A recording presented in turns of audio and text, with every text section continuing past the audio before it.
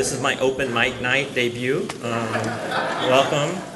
So we're going to talk about sex. So what are some factors that can influence HIV transmission?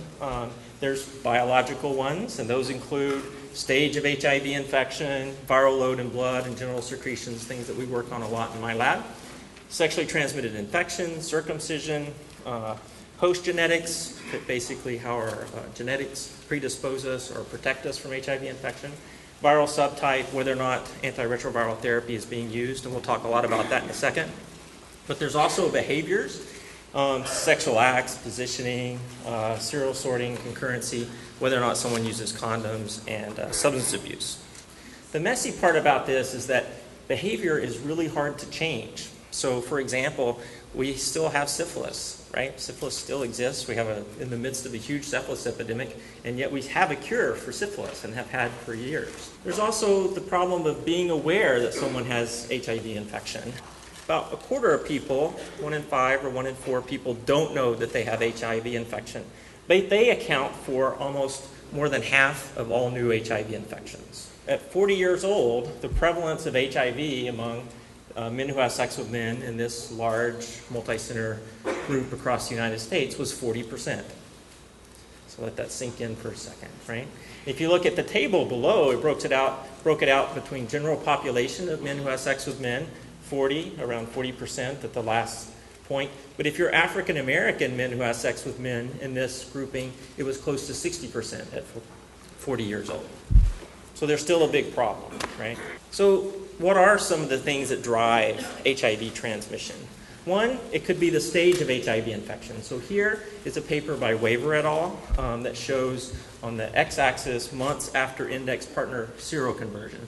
So the source partner, the person who transmits their chances of transmitting their HIV to their partner, is much higher at the very earliest stages, which is on the y-axis, the transmission per 1,000 sex acts.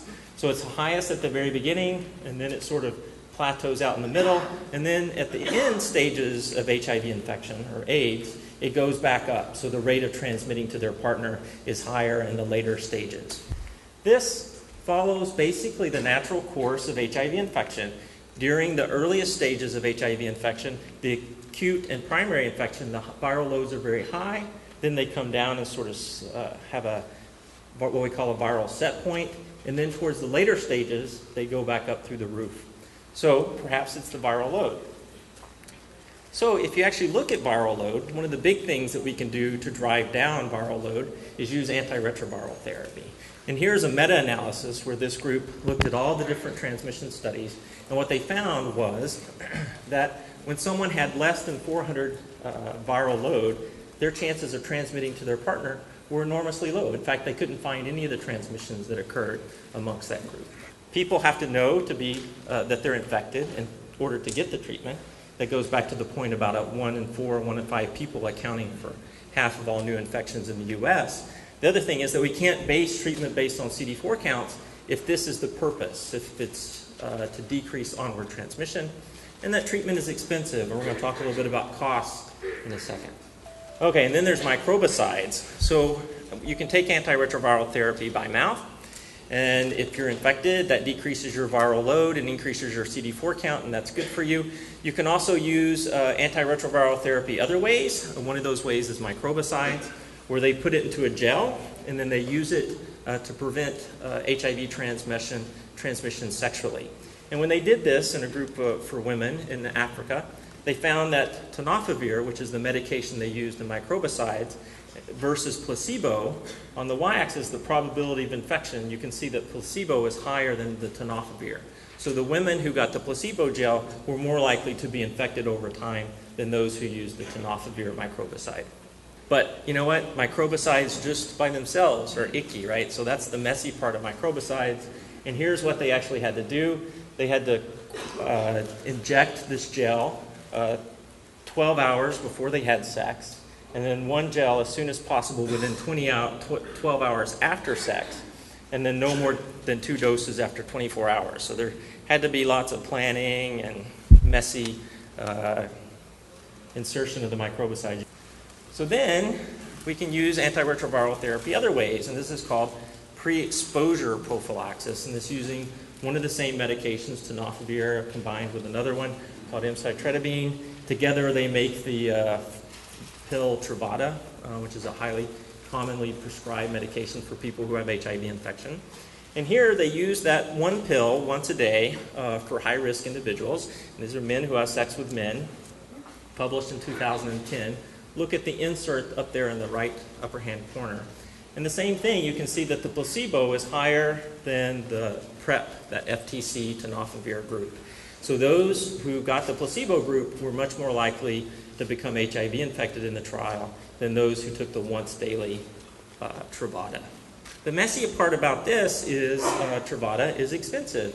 In fact, here's a slide from someone who was posting on Craigslist that they had some extra Truvada that they were going to sell for, you can see, $250 for this one bottle, trying to sell it on Craigslist for pre-exposure prophylaxis. In fact, we're very interested in this whole idea of using pre-exposure prophylaxis to prevent for HIV infection. So we're doing a study called PREPARE, and we crunched the data, thanks to my medical resident. She did this in the PREPARE study, and what we found, it's a little hard to see, but we've been trying to see if we can get people, high-risk men who have sex with men, in our testing cohort to go to the clinic and see if they can get pre-exposure prophylaxis. And we did it for months and nobody was going, or very few people. I think we ended up having 2 people go. So we started asking them, why would you not want to take advantage of this medication? And our top 3 reasons were, 1, it's expensive, it costs about $12,000 a year. 2, we don't know what the long-term effects for someone who doesn't have HIV taking those medications are. And then the third one is, they don't think that they're at risk. That one is always the one that's interesting to me because these are people who came in to get HIV tested. So for some reason they thought they might be at risk, for whatever reason, but they don't think that they're at risk enough to take the medication. Maybe they are, maybe they're not, but it's a very interesting question. So another thing that might drive HIV infection is the other infections, so sexually transmitted infections like chlamydia, syphilis, gonorrhea, trichomonas, and herpes. Herpes increases the infectiousness of the source, while the recipient, if they had a bacterial sexually transmitted infection, increased their susceptibility. There are other things in the genital tract other than herpes and HIV, and we looked at that in our lab, and here are some. So at the bottom one, HIV shedding in transmitter and non-transmitter group. In the transmitter group, they're more likely to have HIV in their genital tract. That makes sense. That's where HIV comes from during sex. So if they were in the transmitting, they had higher viral loads in the semen. But they also had higher viral loads of CMV. That's the one in the top right-hand corner. That's cytomegalovirus. Almost everyone who's infected with HIV is also infected with cytomegalovirus. So that increasing rate of transmission might be there. And then the other one is Epstein-Barr virus, one of those viruses that causes mono. In fact, those are very similar viruses. And they were both associated with higher rates of shedding in the genital tract in the transmitting group. One of my favorites is circumcision. So circumcision, this is sort of an epidemiologic study that they did. They lined up all the different countries in Africa based on low prevalence of HIV to high prevalence of HIV. So at the bottom, Zimbabwe, Botswana, Namibia, they all had really high rates of HIV infection. And the top parts, Benin, Guinea, they had low rates of HIV infection. And you could just draw a line, where I did, had high rates of male circumcision at the top and low rates of male circumcision at the bottom. So someone said, aha, maybe circumcision has something to do with HIV transmission. So they did a trial. And in fact, that's what they saw. So this is infection-free probability on the y-axis. So those who were circumcised, the cut banana, were more likely to be infection-free over the study period than those who kept their banana intact. So circumcision looked to be a viable strategy for HIV prevention. And in Africa, they have huge circumcision clinics, actually, to help with this. Okay, so are any of these factors modifiable? We talked about behavior.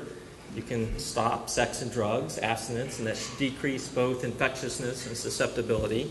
You can decrease concurrency. That's where one person has multiple partners and they go back to their original partner. That decreases infectiousness. Condoms work, both to decrease infectiousness and susceptibility. But then there's all these other biological factors that we need to start thinking about. In terms you can detect acute infection. That's in the very earliest stages, and if you detect that in the very earliest stages, you let somebody know so that perhaps they don't spread it to their partners. Then the next one is the treatment of sexually transmitted infection. Definitely bacterial, gonorrhea, chlamydia, syphilis seem to help protect the recipient partner. Circumcision we talked about, and then there's antiretroviral therapy. But one of the big messy parts is which of these is most important in which population. We haven't quite figured out all of those yet. So I wanted to finish up. I only had 15 minutes, so I want to make sure I covered many of the bases. But we're going to hear from two other talks because there's two big things that we're still out there that we really need in this epidemic. One is a cure, and the other is a vaccine. So we have lots of prevention tools at the moment: circumcision, pre-exposure prophylaxis, condoms, all that sort of stuff that I just talked about. But to really get our handle on the epidemic, I think we still need to fight for the cure and for the vaccine.